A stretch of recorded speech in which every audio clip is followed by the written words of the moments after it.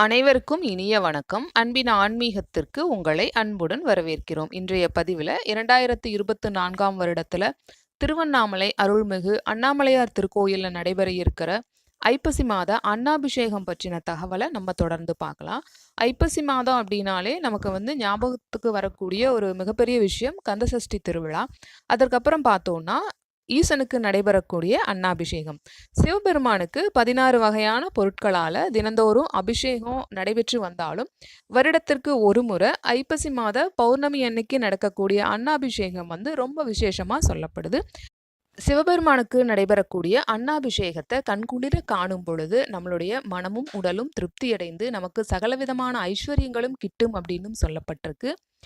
அண்ணாமலையார் திருக்கோயில்ல மூலவருக்கு அன்னாபிஷேகம் 2024ஆம் வருடம் நவம்பர் மாதம் 14ஆம் தேதி ஐப்பசி மாதம் 28ஆம் தேதி வியாழக்கிழமையன்று நடைபெற உள்ளது. வியாழக்கிழமையன்று எந்த நேரத்தில் நடைபெற இருக்கு அப்படின்னு பார்த்தா பிற்பகல் 3 மணி முதல் மாலை 6 மணி வரைக்கும் அன்னாபிஷேகம் நடைபெற உள்ளதா தெரிவிச்சிருக்கிறாங்க. இன்னொரு முக்கியமான விஷயம் என்னன்னா, அன்னாபிஷேகம் நடைபெறும் பொழுது சுவாமி தரிசனம் செய்யறதுக்கு பக்தர்களுக்கு அனுமதி இல்லைன்னு சொல்லியிருக்காங்க.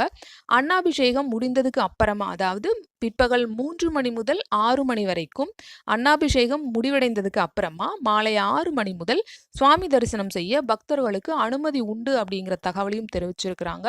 இதற்கு தகுந்த மாதிரி நம்மளுடைய பயண ஏற்பாடுகளை நம்ம திட்டமிட்டுக்கலாம்.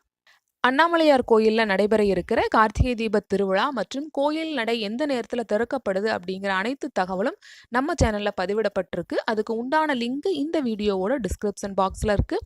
இந்த வீடியோ உங்களுக்கு பயனுள்ளதாக இருந்தால் நம்ம சேனலுக்கு லைக் பண்ணி சப்ஸ்கிரைப் பண்ணுங்கள். நன்றி, வணக்கம்.